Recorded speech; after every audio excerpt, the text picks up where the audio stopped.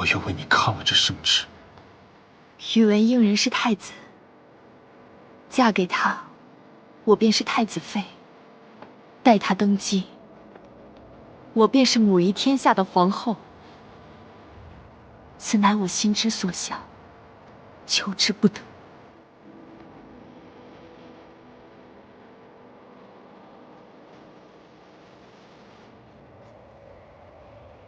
你既然不能给我想要的，便不要阻止我。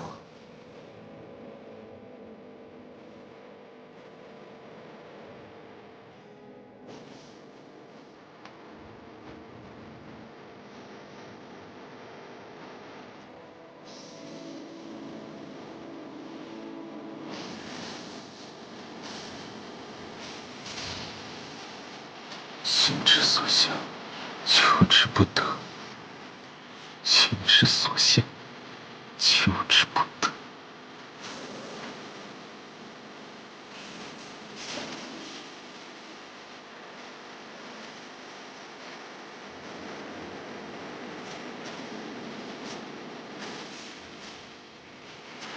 苏颜，我定要让你为今日决定后悔。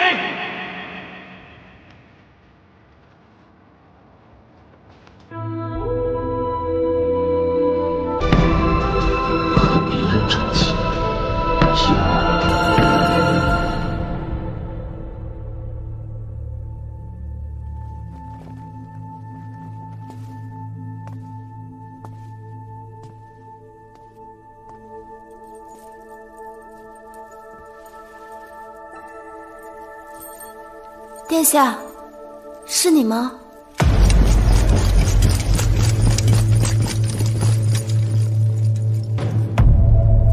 太子殿下，竟有人如此大胆毁灭婚宴，我等定捉他归案。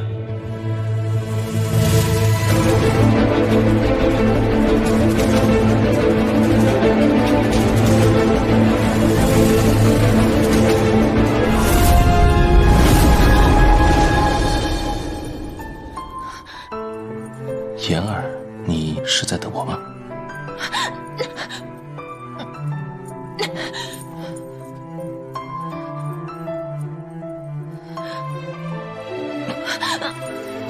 与旁人成亲啊？为宇文应然披嫁衣，你今晚是不是还要和他入洞房啊？放开我，阿月！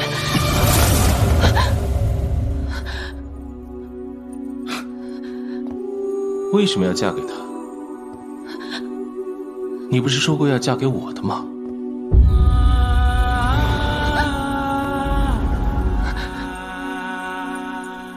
莫非那些话都不作数了？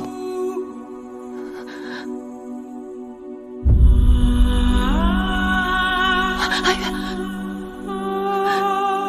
这里是太子府，你清醒一点。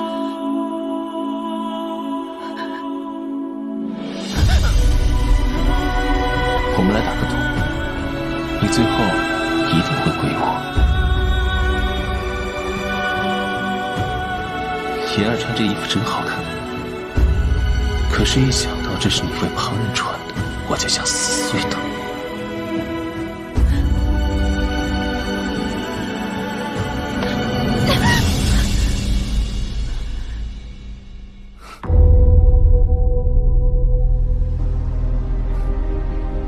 宇文应人满心都是苏婉，放心，他不会碰你的。乖乖等着我过来接你。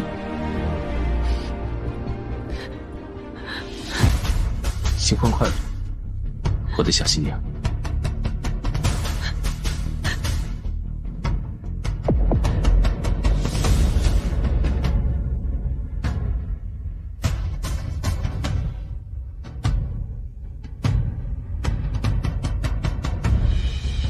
人登基为帝的第5年，鲁国公联合誉王、陈王发动政变，皇城危矣。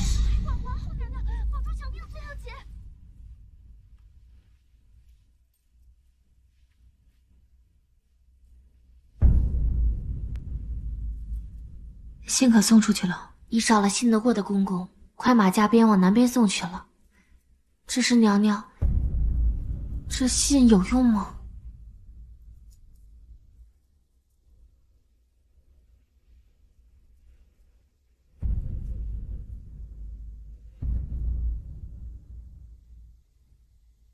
芝兰，你走吧。那您呢？我已经做了最坏的打算，对得起自己，也对得起姐姐。娘娘，您与陛下的5年之约将近，您这又是何苦呢？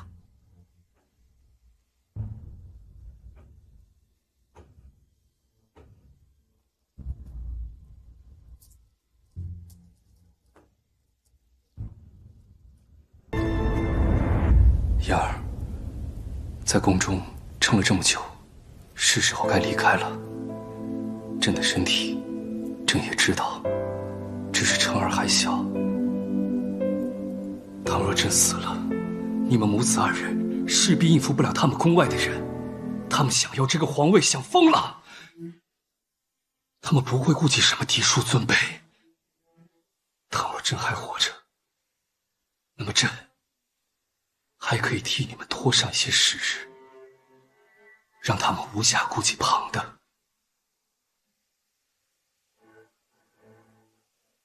我们已是到绝境了。陛下，我已向南川王发了求救信，他手里还有兵马，如果他……先杀出去7日了。7日。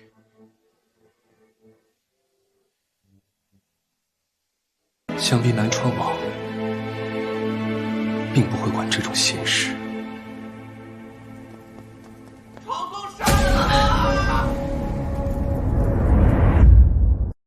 成儿，母亲，成儿没事吧？娘娘，趁着敌军还未来，咱们赶紧逃吧。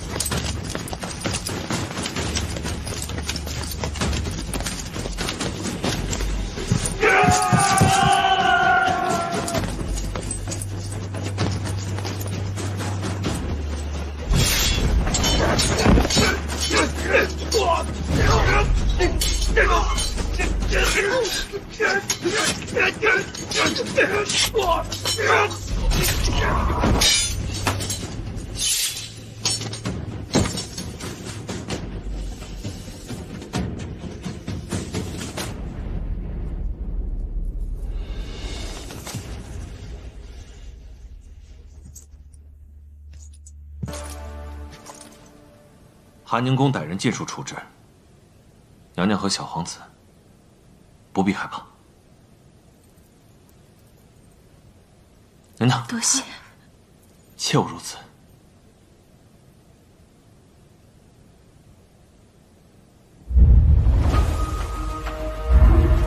是你，在下南川大将军楚离，奉南川王之命前来救驾。南川王，他真的来了。哟，好热闹！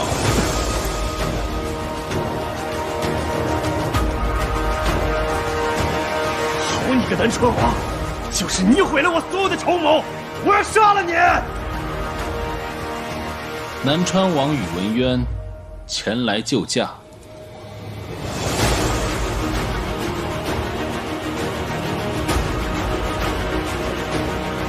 誉王、陈王竟敢逼宫谋反，陈帝帮皇兄都杀了如何？是臣弟一时糊涂，还请皇兄饶命啊！请皇兄饶命啊！众人皆知，皇兄乃人君，定不会狠心杀了我们这些宗亲兄弟吧？是啊，皇兄，还记得咱们小时候经常一块玩呢。快点！哎，怎么如此不知礼数？皇上面前杀人多不好看。去，拎到死牢去。皇兄饶命啊！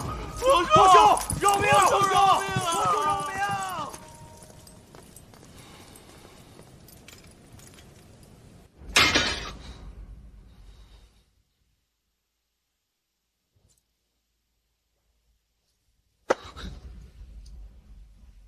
既然皇兄受事不勇，可写了遗诏，臣弟非常好奇，你是不是将这皇位传给了那个一出生就没了娘的皇子吧？他坐得稳吗？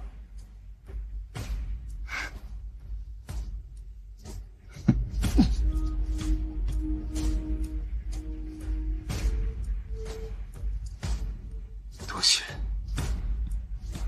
你就笃定我不要皇位是吗？你若要皇位，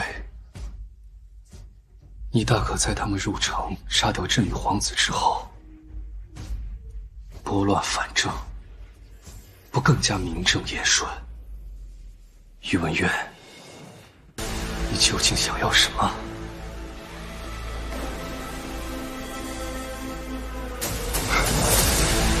皇上真是越发有趣，但不急，臣弟不喜欢太有趣的人。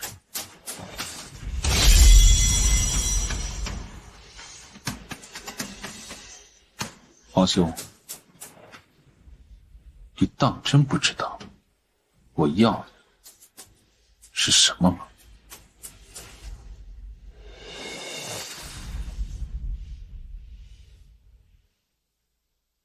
娘娘放心，陛下一切安好。逼宫谋反之人已当场伏法，禁军伤损严重，现在宫内防卫已交由南川军接管。只是，怎么？娘娘，南川王也是宗亲皇脉，又手握重兵，眼下皇城已被他控制，陛下和皇子会不会有危险？南川王可是住到宫里了？住的还是东宫正殿，那可是储君该住的地方。他一向如此，喜欢的就拿过来，不问任何人。王爷此次救驾，金银珠宝一样不缺。你说皇帝会赏赐他什么呢？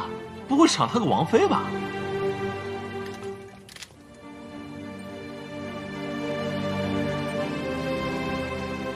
是我写信求他来的。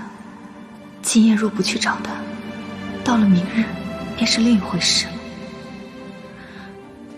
他若发怒，危险的便是陛下和成儿。这么快就有美人想爬上他的床了？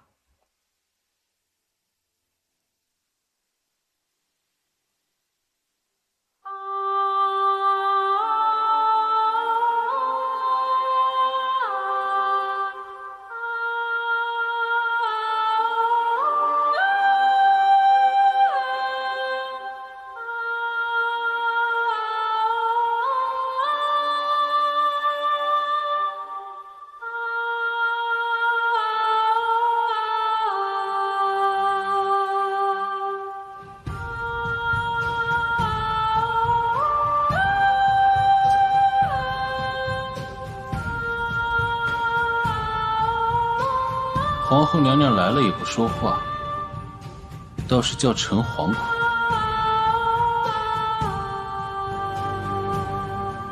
我来感谢王爷领兵护驾。谢王爷顾念手足之情，叔侄之情。我替陛下和成儿特来感谢王爷。有王爷庇佑，定不会有人再来逼宫谋反。你心上不是百般哀求，万般应允吗？现在如此客套，是不作数了吗？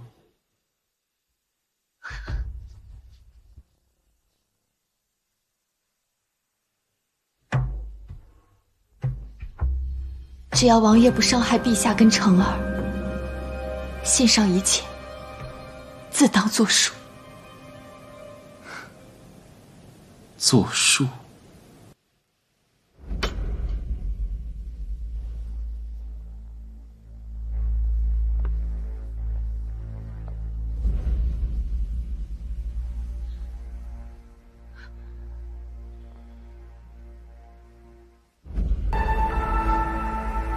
你穿这么多，这就是你的诚意吗？嗯？娘娘当真为了那个小野种和宇文应人，什么都可以做吗？成儿是我儿子，不是什么野种。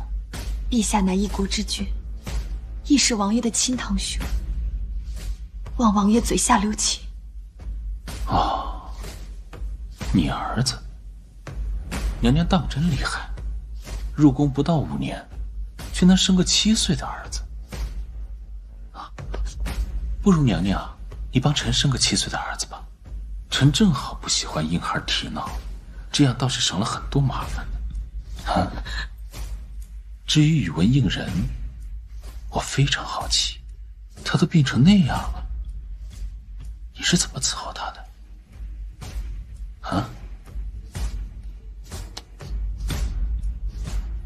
你不说，我就亲自去问他。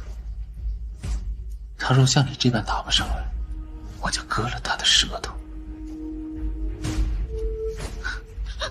你说，他要是没了舌头，还能当皇帝吗？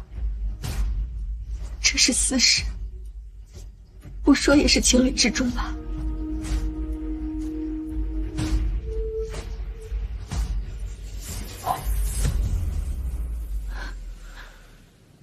私事。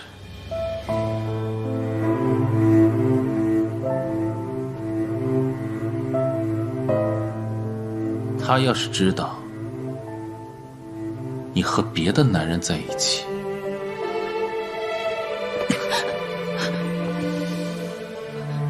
还会跟你做那些私事吗？你说，能不能再等等？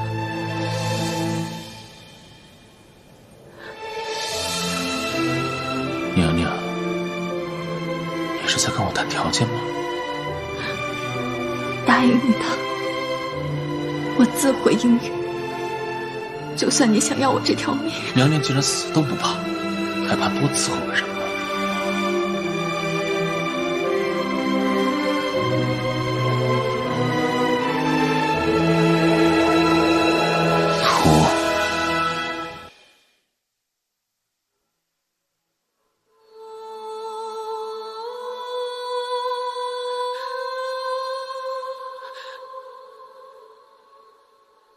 娘娘，你自己脱，我一人看。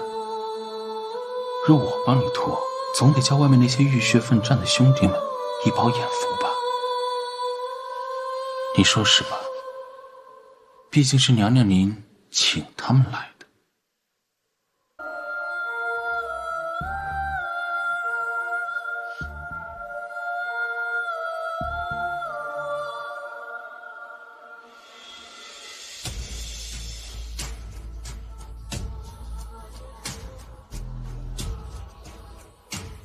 继续。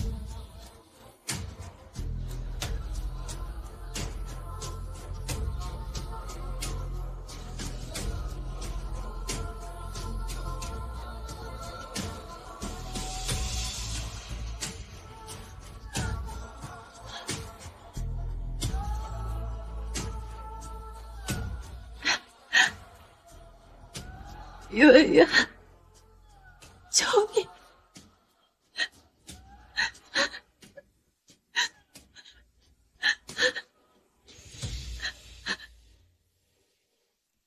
扫兴。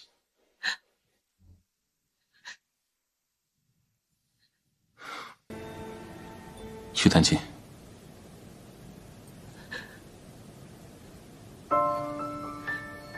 还要脱吗？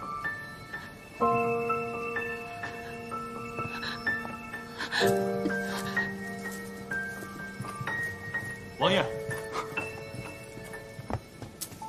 这青春一片完全不可以，我就对着眼，别刻骨铭心。王爷，里面发生什么事了吗？滚！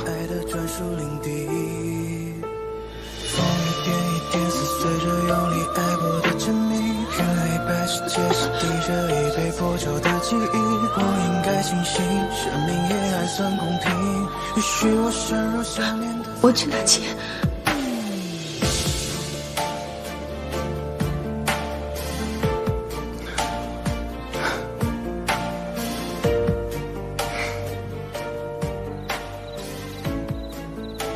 是不是被这位娘娘给训了？不然怎么还冲楚将军发了火？哎，说到底还是南川好，谁也管不着。王爷啊，每天吃喝玩乐，心情多好呀！哎，是啊。哎呀，站着站着吧。坠入黑色无力解决独行，找寻爱过谁的痕迹模糊不清，接触浑浊的泪滴，在这孤寂辗转光阴。这心存一片完全无药可医，或者对着眼片语刻骨铭心，或者你如结冰溃败逃离，任由痛湮灭爱的专属领地。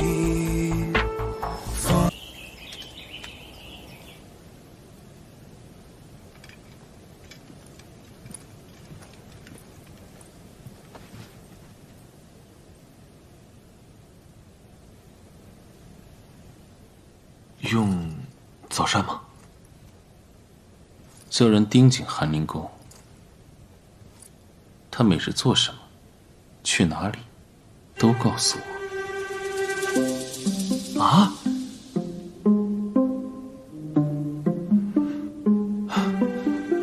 王爷，这天底下美人这么多，虽然都比不上皇后娘娘，但是人家都已经是陛下后宫了。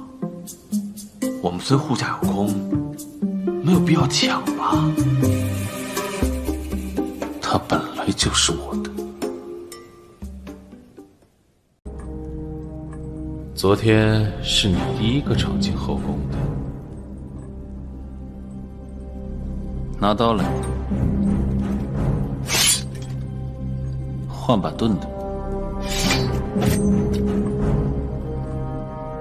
你竟敢对藩王滥用酷刑，屠戮表亲，就当真一点不顾王法，不念名声吗？你怕是忘了，本王向来也没有什么好名声。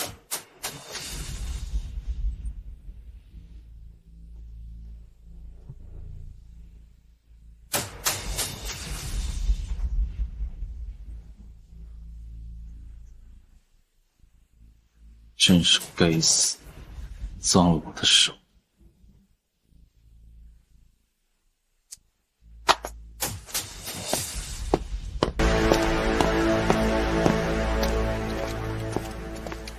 陛下可是有话要说？阿渊说，他要你。陛下恕罪，都是言儿的错。言儿，你有何错之有呢？是写信让南川王来平定叛军，还是保护非自己所出的孩子？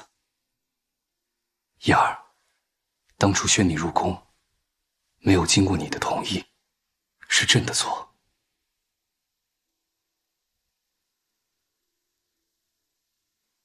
言儿自幼生母早逝，又是庶出，在相府不受待见，如履薄冰，若不是得姐姐庇护，恐怕都活不到今日。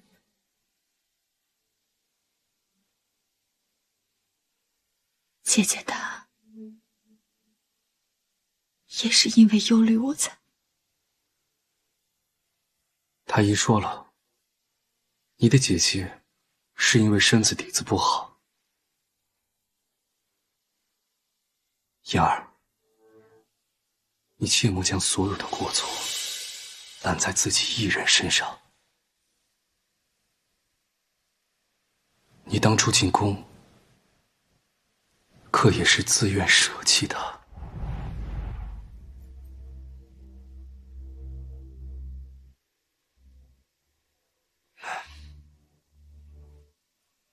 好了，时间差不多了，成儿要找你了。臣妾告退。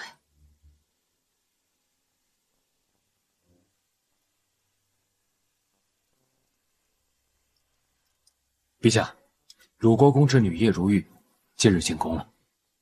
嫣儿，倘若叶如玉为难你，陛下放心，臣妾应付得来。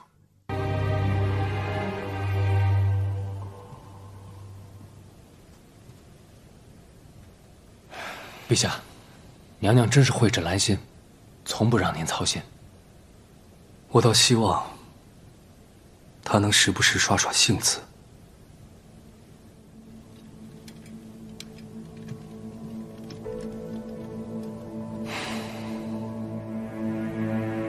燕儿，再过不了多久，这一切都会结束的。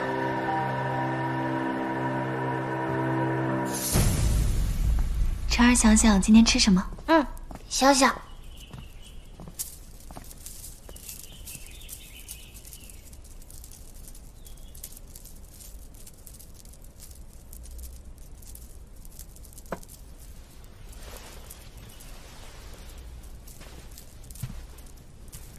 如玉见过姐姐。芝兰啊，带晨儿回旭阳宫。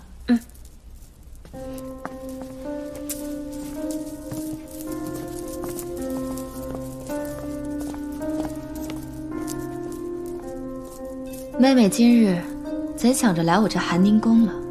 这宫中简陋，比不上鲁国公为你特制的府邸舒服。如今除了这皇后之位，你还剩下什么呢？妹妹说的是，不过也够了。姐姐今日竟没有把我赶走，这份大度倒是让妹妹惶恐。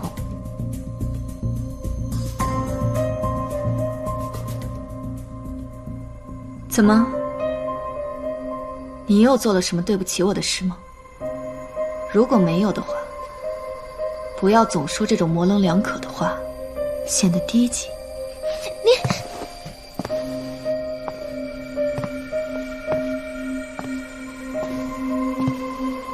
他怎么来了？这什么风呢？都把鲁国公的爱女吹到皇城里来了。南川王雄霸一方，手握南境重兵，若能拉拢他，日后大事可成。玉儿见过王爷。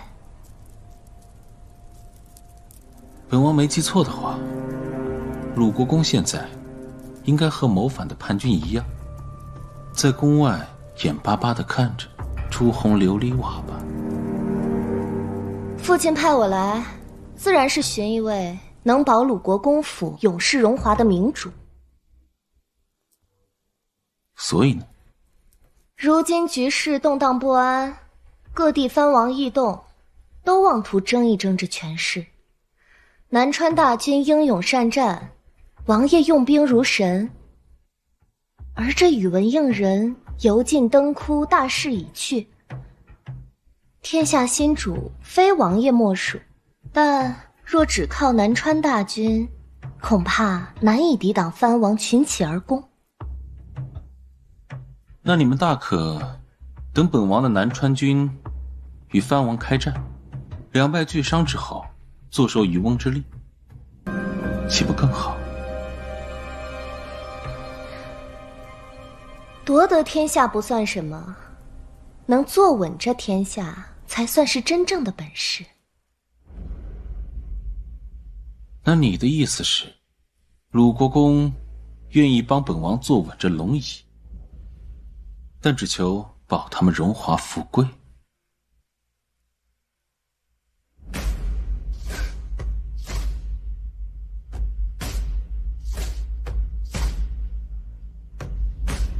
天底下还有这等白送的好事啊！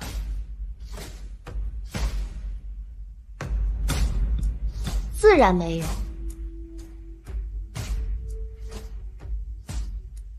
我要做皇后。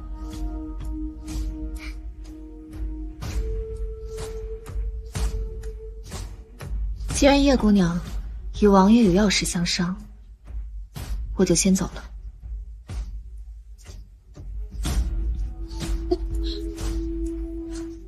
娘娘听到了吗？原来天底下的女人都一样，都想做皇后。听说皇后娘娘此前与陛下……不，现在应该叫宇文应人了。听说苏颜此前是宇文应人的小姨子，这两姐妹惯会盘算，姐姐死了，还不忘让妹妹嫁给姐夫，妄图将天下之主握在手中。只是没想到，万人之上终究变成人人可欺。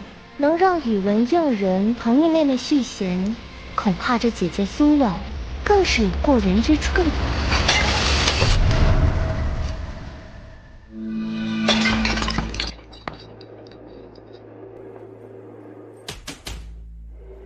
你居然敢打我！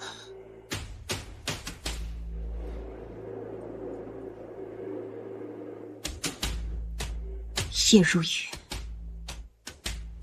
我姐姐何等高贵，你不过区区一个鲁国公用来趋炎附势的工具，竟也敢置毁于他！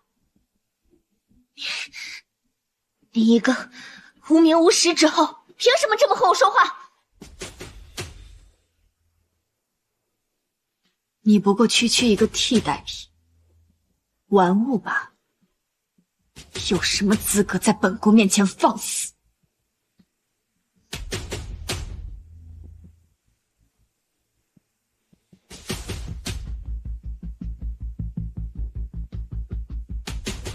还有你，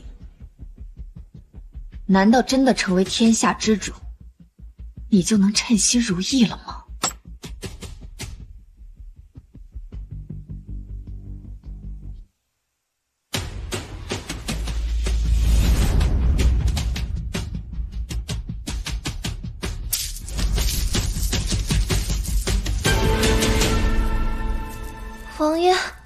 王爷他居然这样说您。王爷英明神武，到时候您可不要忘了我的皇后之位。一个替代品，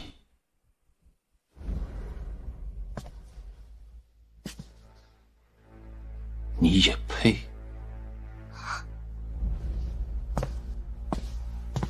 楚离，王爷，侮辱皇亲，结党营私，意图谋反，按律法，该当何罪？按律法，侮辱皇亲，以下犯上，当受缢刑；结党营私，意图谋反，当受并刑；起于极事，警示天下。王爷，是玉儿说错话了，请王爷恕罪啊！去，打包还给鲁国公，告诉他，这天下轮不到他说了算。王爷！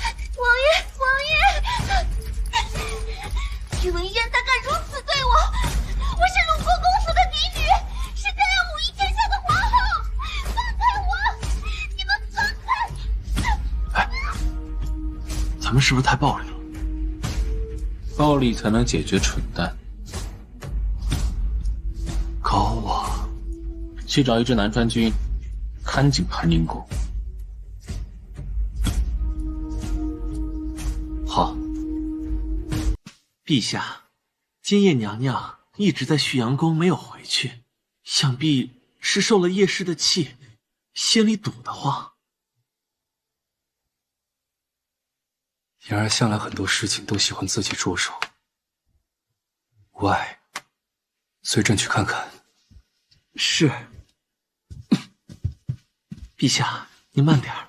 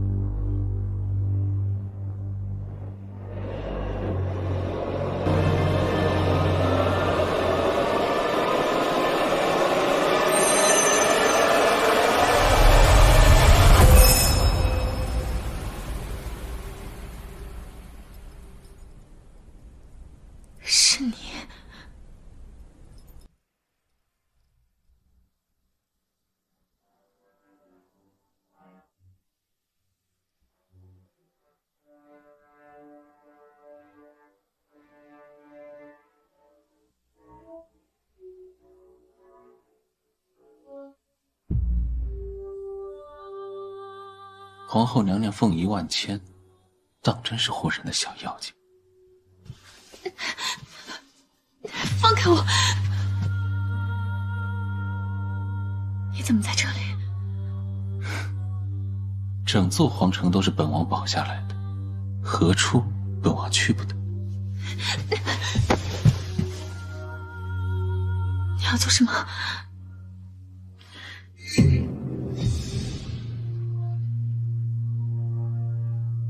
做什么？本王是要讨回早该拿到的报酬啊！怎么，娘娘这是后悔了，还是将承诺都忘了？娘娘怎么不说话了？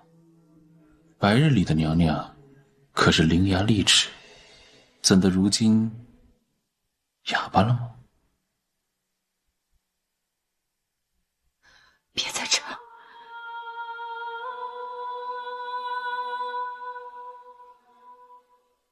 圆圆，别在这儿！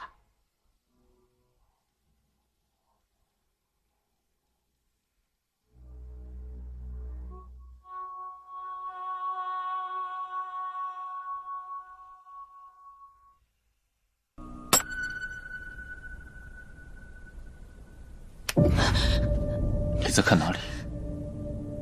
本王就在这里，你还在想什么？不许哭，不许哭！娘娘，您歇息了吗？陛下来看您了。妍儿，朕听闻鲁国公知你一事，甚是担忧，所以想来看看你。让朕进去吧。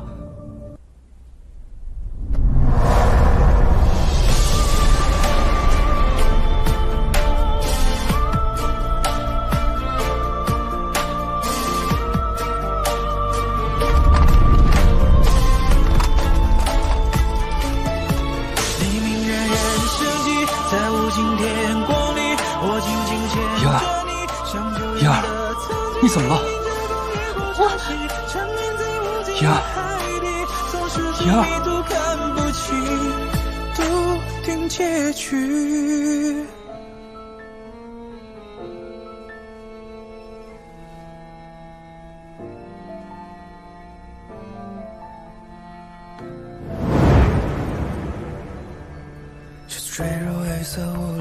妍儿，朕只是担心你，就看一眼。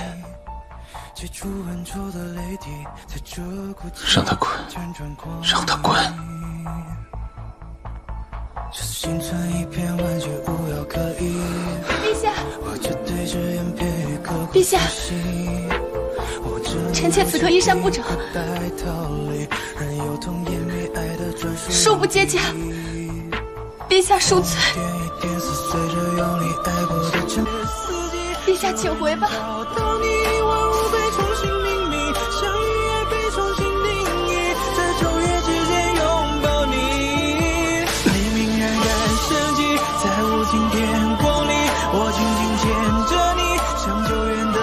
如果我现在就当着他们父子俩的面索取报酬，一定非常有意思。他会生气吗？会杀了本王吗？还是为了江山将你双手奉上？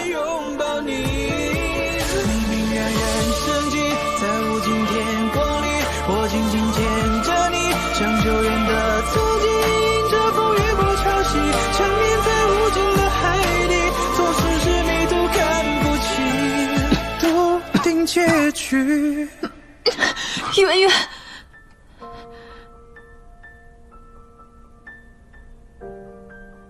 王爷，夜已深，恕不愿送。娘娘莫不是忘了我的目的？是要拿回早已应允的报酬，你应该清楚。本王若是不高兴的话，可以随时让南川大军撤出皇城。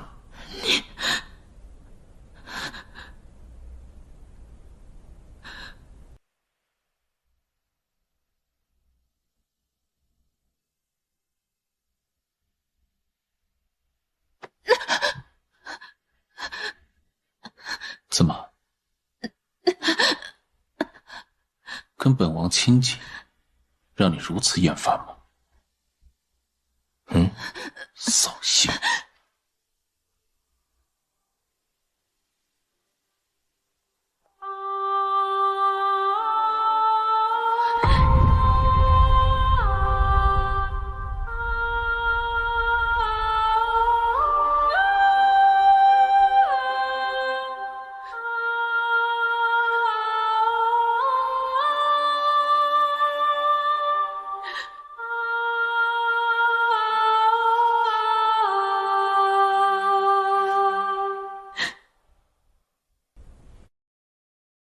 王爷今天怎么写这么久？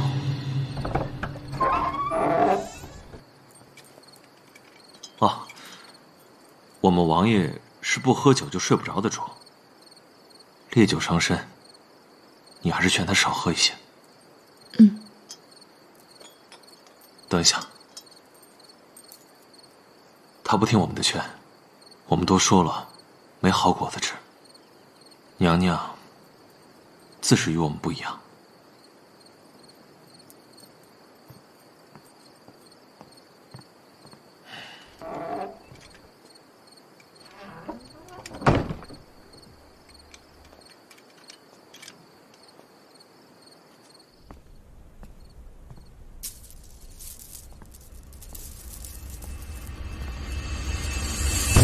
你跟他在外面讲什么？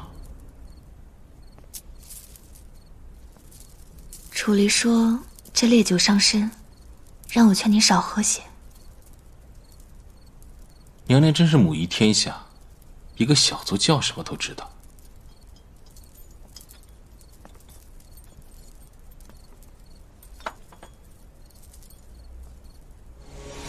这东西也是宇文应人送的，还藏于枕下，日日枕着看着。不是，这是我姐姐生前替我求的平安符，看着它，总感觉心里安心些。就这破东西，能保平安？能挡刀还是能挡枪啊？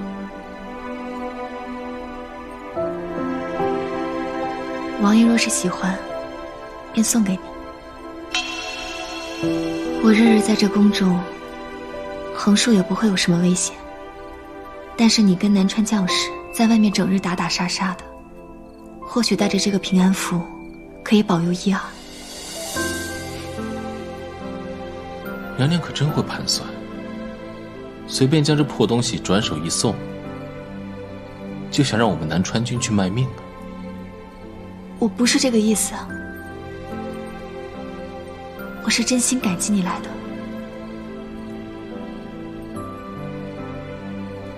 这酒端了半天了，娘娘还在等什么？既是感激，也该有感激的样子。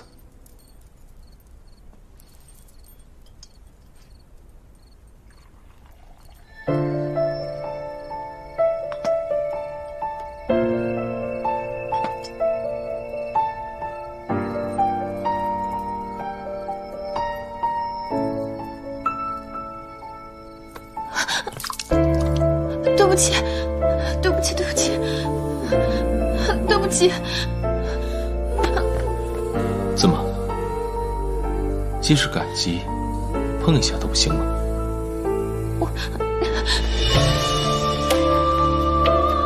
容我。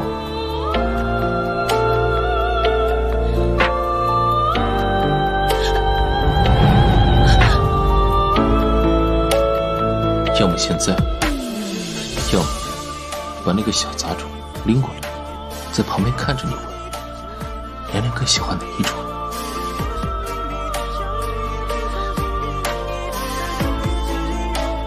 又心疼。娘娘这个继母当得真不错，没了她，你就做不成太后。想必为了她，也什么都愿意做的吧？啊？坠入泪色无力解决独行，找寻爱过谁的痕迹模糊不清，接触浑浊的泪滴，在这哭泣辗转光阴。这心存一片万劫，无药可医。我就对着眼片语，刻骨自心。握着你如结冰，跪拜逃离，任由痛湮灭爱的专属领地。躲什么？娘娘若是一点甜头都不肯给，本王便只能即刻撤军回南境了。你说，蛰伏在宫外瞧动静的人，他们会做什么？徒弟，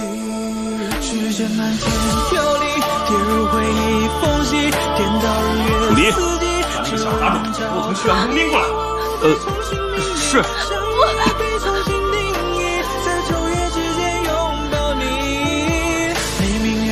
王爷说笑的，不劳烦楚将军了。我紧紧牵着你，像久远的曾经，迎着风越过潮汐，沉湎在无尽的海底，总是执迷途看不清。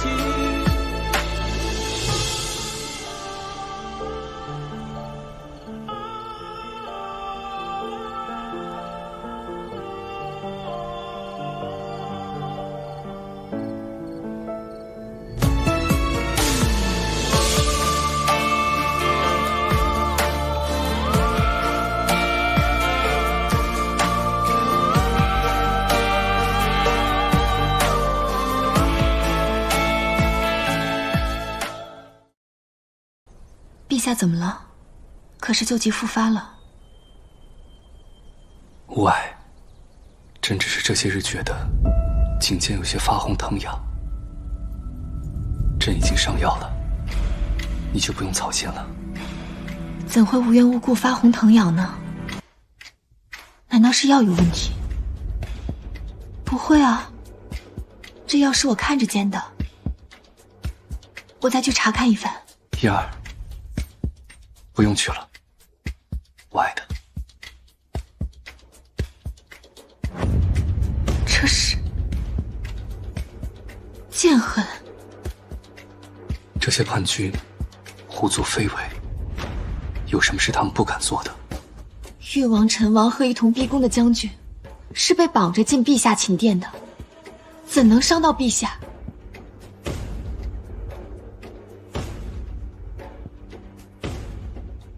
南川王，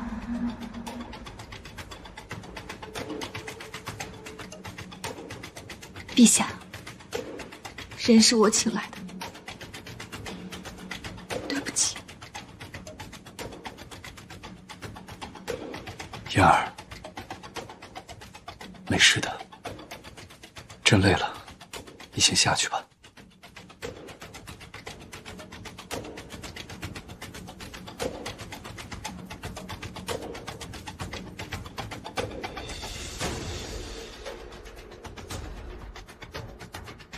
我会找机会看住他。如今的他，又何尝对你没有心存芥蒂呢？陛下放心，我自有办法。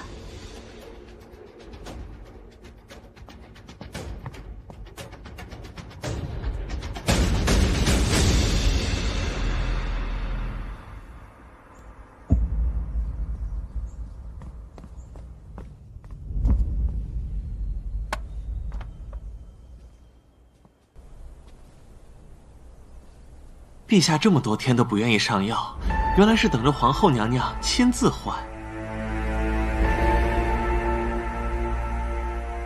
老奴告退。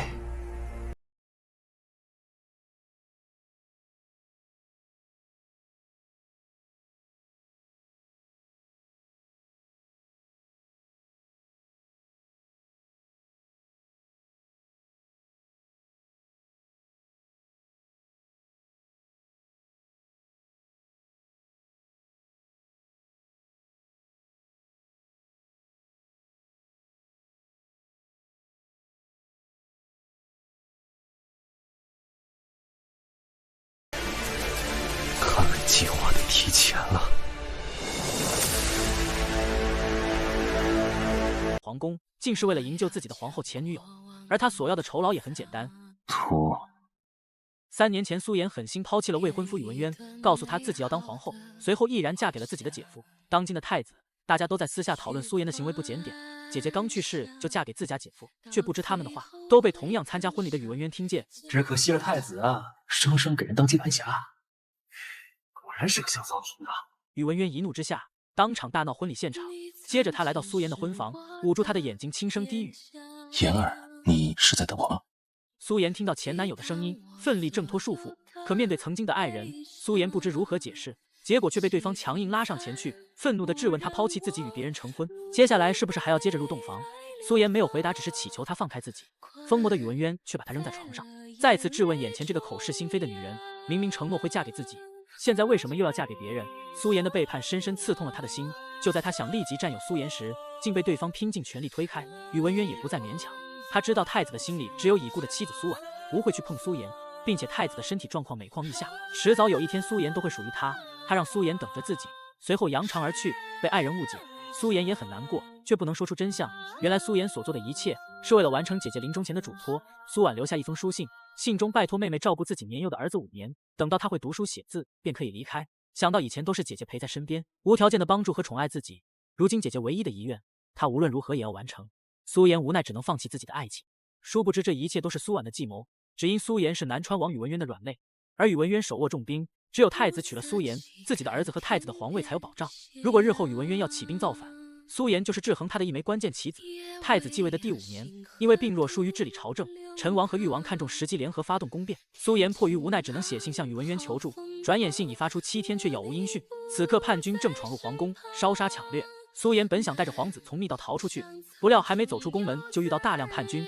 苏妍挡在皇子面前，千钧一发之际，一个模糊的身形单枪匹马闯进皇宫，身后跟着的是100万雄兵，仅用短短几分钟就解决了叛乱。抓到的陈王和誉王也被他关进大牢。宇文渊虽然和宇文英人是宗亲兄弟，却始终记恨他娶了苏妍，将剑架在他的脖子上示威。宇文英人知道他不在意皇位，便询问他想要的是什么。宇文渊笑了，不明白他是在装傻还是真糊涂。苏妍自然知道宇文渊想要什么，早已盛装打扮完毕，准备去见他。时隔多年，两人再次见面，没有过多的寒暄。宇文渊的第一句话就是让他脱掉衣服。娘娘，你自己脱，我一人看。若我帮你脱，总得叫外面那些浴血奋战的兄弟们一饱眼福吧？你说是吧？趁机当众羞辱他，让他后悔之前的决定。回想两人决裂的那天，他就发誓会让苏妍付出代价。如今看着他在自己眼前如此卑微，宇文渊却没有想象中那么开心。最后他还是心软，吩咐让他弹琴。就在这时，手下突然闯进来汇报工作。宇文渊下意识将他护在怀里，守护他已经成为一种习惯。这夜，宇文渊没有继续为难苏妍，而是静静坐在那里听了一晚的琴。情之所向，求之不得。苏妍，我定要让你为今日决定后悔。男人为了报复当初抛弃自己的前女友，如今狠心让她跪在地上。宇文渊故意与其他女人亲近，让苏妍看到吃醋。苏妍假装不在意，端上糕点让她品尝。宇文渊却让她跪下，呈到跟前。无脑的叶如玉不知道这是小情侣间的冷战，还在旁边拱火。怎么了，皇后娘娘？您这膝盖莫不是焊了铜皮铁骨？还是说人上人坐太久，如今成了仰人鼻息的玩物，连跪地求饶都忘了？宇文渊警告她已经不是金枝玉叶的皇后，最好认清眼前的形势。可看着苏妍丢掉尊严跪下，一点点跪伏来到自己面前，宇文渊的心里还是会不忍，却不能表现出来。接着让叶如玉亲手为自己糕点。看着两人亲密的举动，苏妍想要马上离开，却被宇文渊叫住。叶如玉此时开始发力，撇脸开大。早就听闻皇后娘娘宠冠后宫，想必其中一定是有什么过人之处。宇文渊笑了，继续补刀。皇后娘娘何止是过人之处，简直是有过之而无不及。你可要好好学学。谈及苏妍以前是宇文英人的小姨子，却在姐姐去世后立马嫁给姐夫。当面议论去世的苏婉打得一手好牌，死了还不忘把妹妹送给丈夫续弦，牢牢锁住天下之主。听见别人如此诋毁自己最亲的姐姐，苏妍反手赏给她一个巴掌，怒斥她有什么资格智慧姐姐。姐姐何等高贵，不过区区一个鲁国公用来趋炎附势的工具，有什么资格在本宫面前放肆？叶如玉转身看向王爷求助，苏妍告诉他，即使当了天下之主，也不可能称心如意，表明自己的态度后转身离开。